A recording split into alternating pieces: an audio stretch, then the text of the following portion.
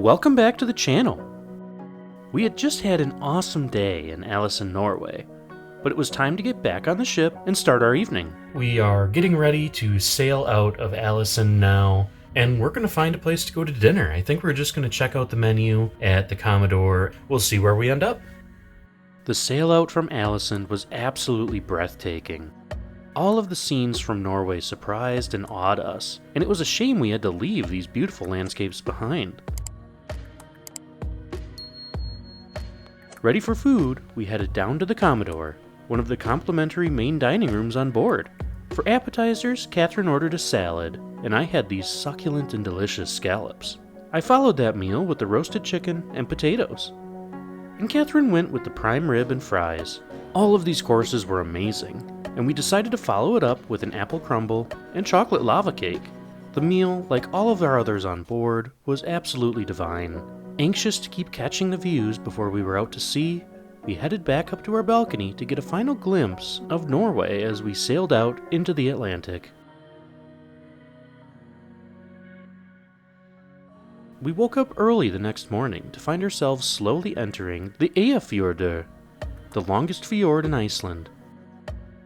Well, it's bright and early, and we are in the fjord that leads to our next stop in Iceland, Excursion. I think I'm saying that right, not sure. But this sail in is absolutely beautiful. The sun rose at like 4 a.m. this morning after setting around 11 p.m. last night. So we got a great view coming into the fjord, and then also these amazing views in the fjord itself. This is just, it's breathtaking. It's just so different from what we normally see as far as landscapes go. Iceland is kind of in a league of its own, so we're so glad that we're here, and we are excited to do our excursion today. We did an excursion outside of the cruise line because we're not leaving until about midnight tonight from this port. We spent a bit more time on the balcony enjoying the views before heading up to the observation lounge in deck 17. Here we got a light breakfast before heading out into town.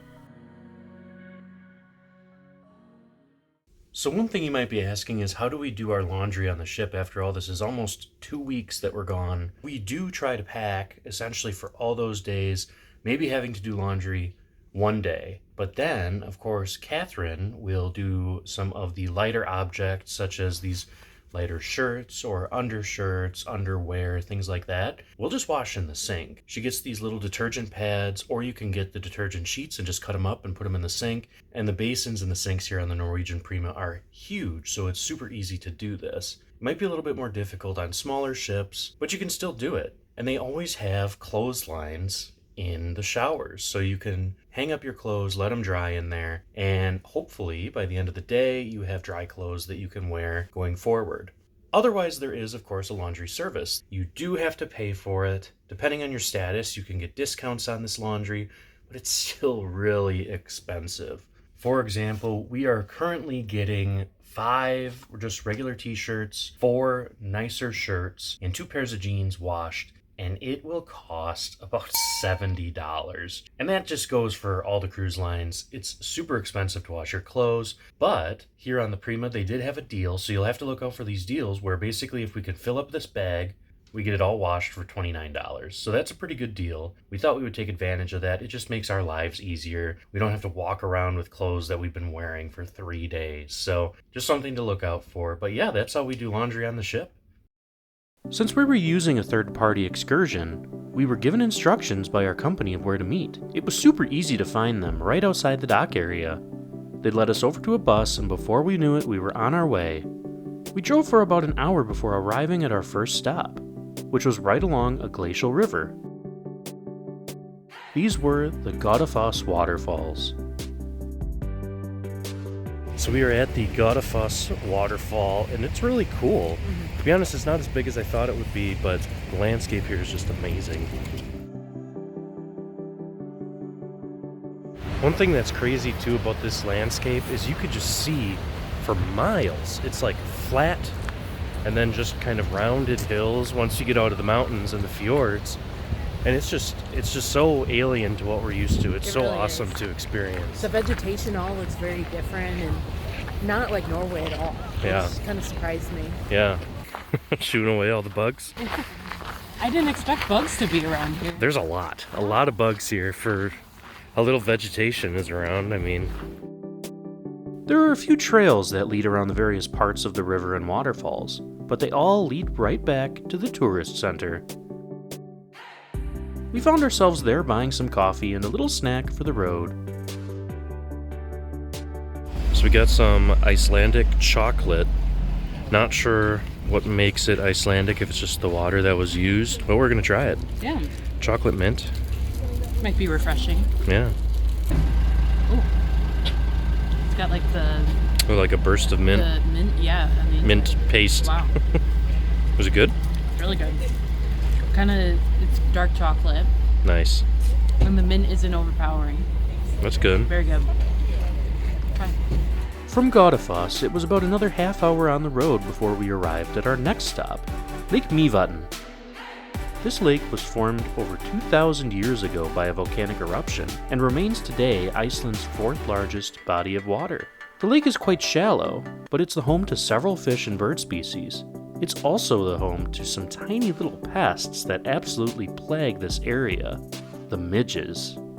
After all, the Icelandic translation of Myvatn is Lake of the Midges.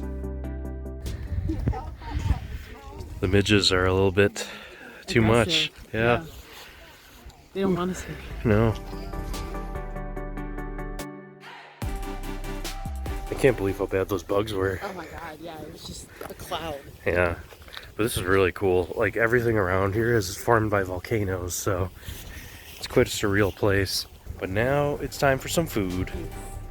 We headed to the only real place to get food here, a small little shack across the road.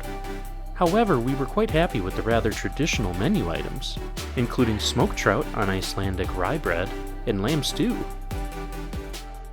How's the trout? It's good.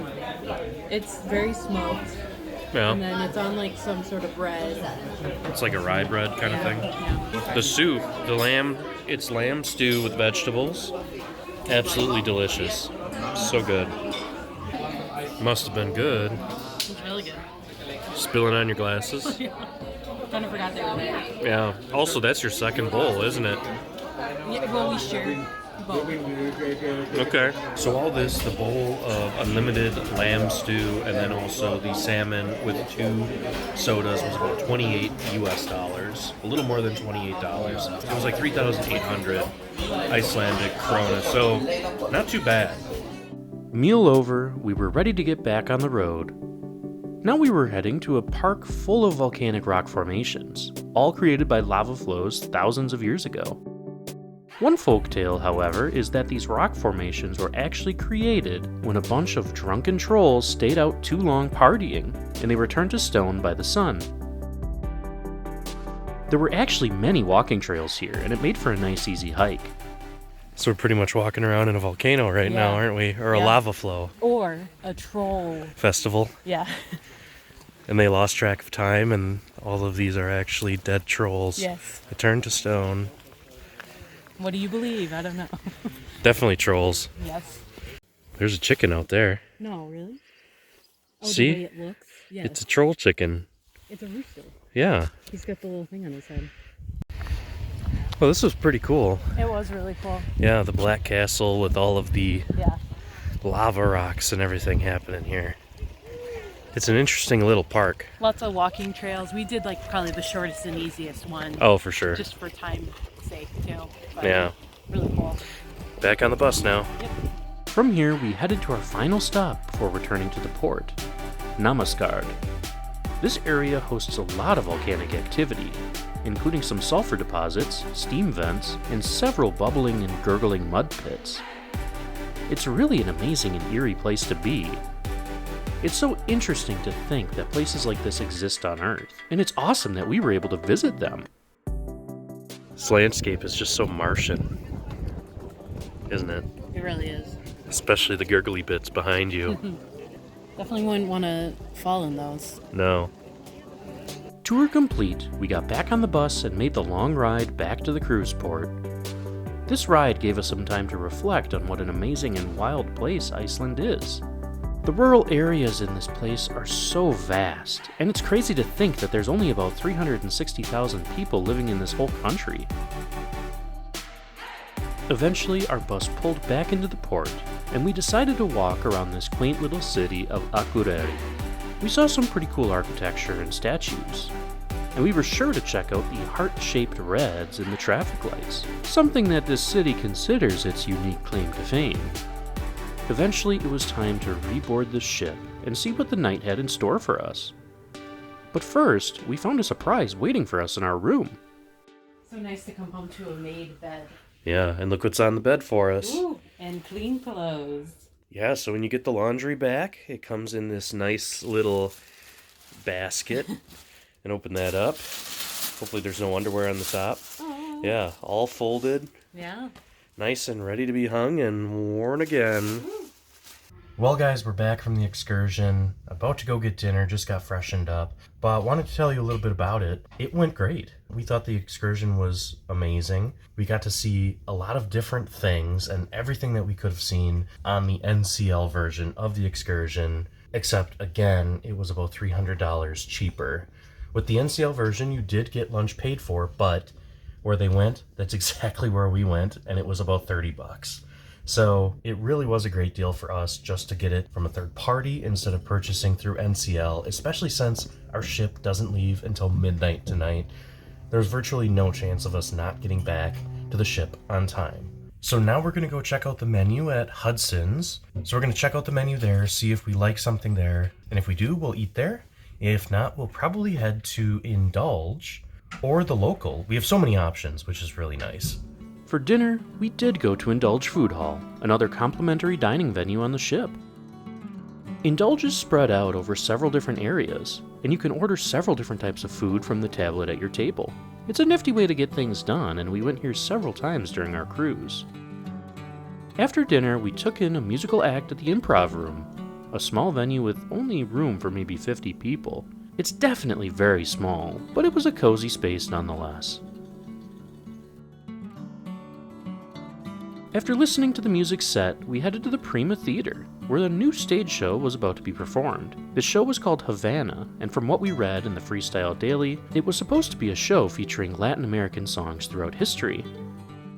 So the show was actually pretty good. The singer was very engaging, and it was actually all about Havana, and it was just a mix of Latin and modern music with a Latin twist. It was a cool creation that they could come up with to cover 45 minutes or so of the showtime. So it was pretty good. We enjoyed ourselves at the show. One thing we've noticed is that the entertainment description in the Freestyle Daily is nothing like what the actual show is about. So Norwegian might want to fix that because, to be honest, we don't even know what to expect now going into these shows, but we enjoyed ourselves.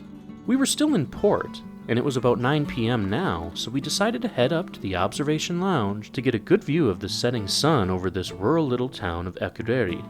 The observation lounge is an amazing space in the front of Deck 17. It offers you 270-degree views around the ship. We spent a lot of time here on our cruise, and it was one of our favorite spaces. They even offer a light breakfast here and snacks throughout the day. The views we got here over the longest fjord in Iceland were spectacular, and thanks to the time of year and the nearly never-setting sun, we left port around midnight in a spectacular twilight. We had to stay awake to enjoy these amazing views.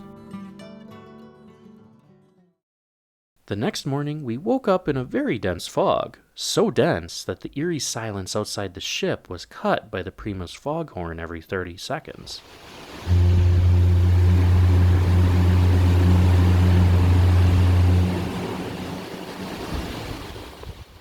Today was a sea day as we headed towards Reykjavik. We decided to head to Indulge Food Hall for breakfast, which we hadn't tried yet.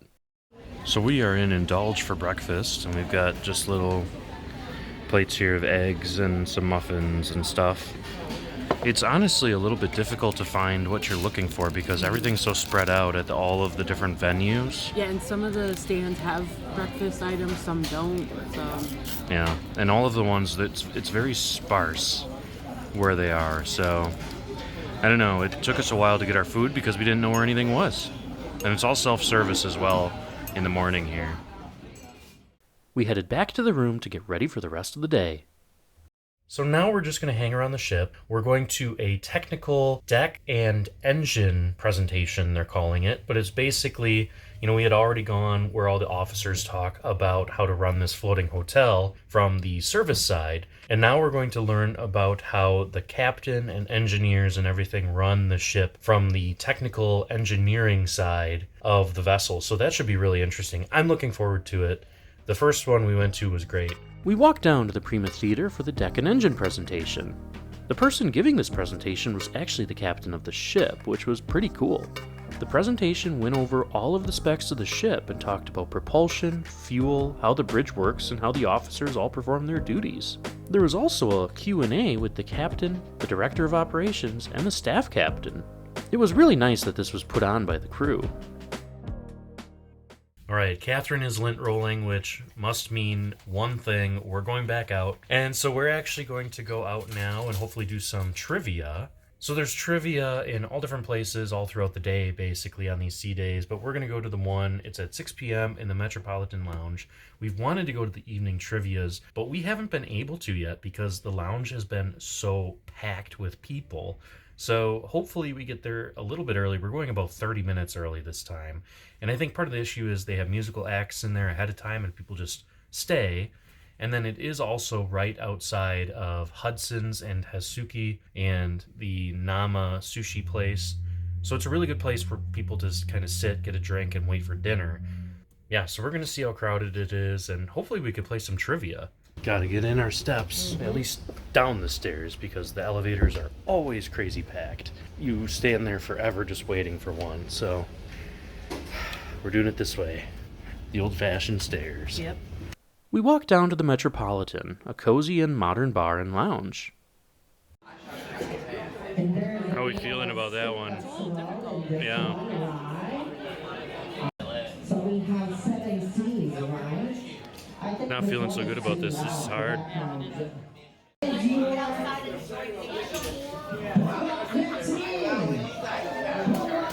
We didn't do so well, Catherine. After trivia, we went to the Price is Right game show. NCL has licensed The Price is Right, and there are actually contestants and prizes that crowd members can win. We weren't allowed to film the event, but we had a really fun time. So tonight, we're going to one of the specialty restaurants for dinner. We are going to Cagney's Steakhouse. Now, we have been on Cagney's on every NCL ship we've been on so far, so we're going to see how this one compares to the others. We're excited to see Cagney's on this new ship because for the older ships, it was definitely a classy joint, but it'll be interesting to see what this one looks like. And if you've seen our other videos, you already know, but we got this as part of the Free at Sea package, which offers you 2 specialty dining meals, along with a bunch of other perks that we've already gone over. But these 2 specialty dining meals get you into the specialty restaurants. You usually do have to choose certain items, but usually for Cagney's, you get the choice of a soup or a salad, and then a main with 2 sides and a dessert. And that's all included if you paid for this package. If not, it usually runs us about $150 to $200 to do the same meal if we don't do the meal package. So the meal package is definitely worth it, definitely cheaper, and the Free at Sea package is even better. So that's what we're doing tonight. We'll see you in the restaurant. Cagney's is located in the aft of Deck 6, right next to the Commodore room. The space is very modern and elegant, but like we found with the other restaurants on board, there's no real theming. There was nothing about the decor of this room that would indicate you're in an American steakhouse. Still, it was a comfortable space, and you did get some views outside. The menu offered some favorites, including steak, lobster, and other seafoods, but you could tell it was very much a steakhouse.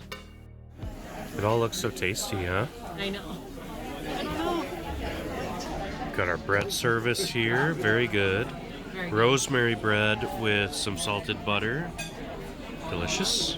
With our package, we did get appetizers, so I went with the crab cakes and Catherine got the oysters Rockefeller, both of which were delicious.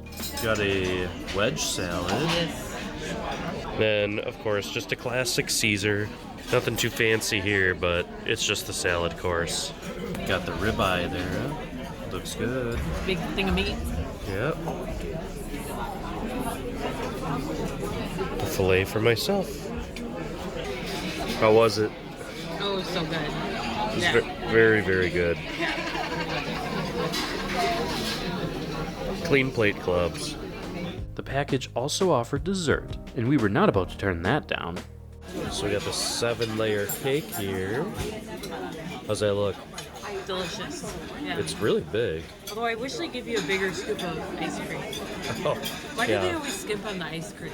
You know? Yeah, it's not quite proportional. Yeah.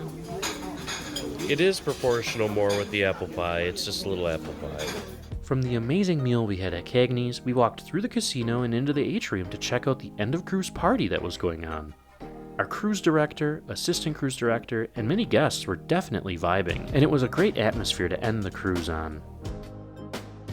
When we returned to our room, we saw that our transfer tickets and a pamphlet were on our bed. This pamphlet told us when we had to leave the boat. Each party is given luggage tags that are color-coded for when you have to get off the ship, and our time was 8:15 a.m. If you haven't already, be sure to check out our video on whether or not we thought the transfers offered by the cruise line were worth it. We packed our suitcases and put them outside the door before going to bed. The next morning, we woke up early and went to Hudson's for a pre-departure breakfast. Our last meal here on the Prima. Yeah, it's so sad. Yeah. We got to get off the ship in like 45 minutes, but weren't going to miss breakfast. Just a few little pancakes. I had a yogurt parfait too, so it's fine. And then eggs, bacon, and potatoes. Nice breakfast to end it on, right? Yeah. We headed back to the room to collect our things. This is the worst part of the cruise. Yeah. Debarkation. Actually, the worst part is packing the luggage, but you guys didn't get to see that fun stuff. Yeah, we saved you Yeah. that trauma. So, yeah, so our luggage should be waiting for us down there, and then we get on our transfer. We made it off the ship and headed down to our transfer to the airport. We had such an amazing time on this cruise. The places we saw were so beautiful and unique. The ship itself was amazing and elegant, and we counted ourselves lucky to have been among its passengers. Of course, there were always a few things that could be changed, but overall we had a great experience on our cruise. Thanks for watching this video, and we'll see you in the next one.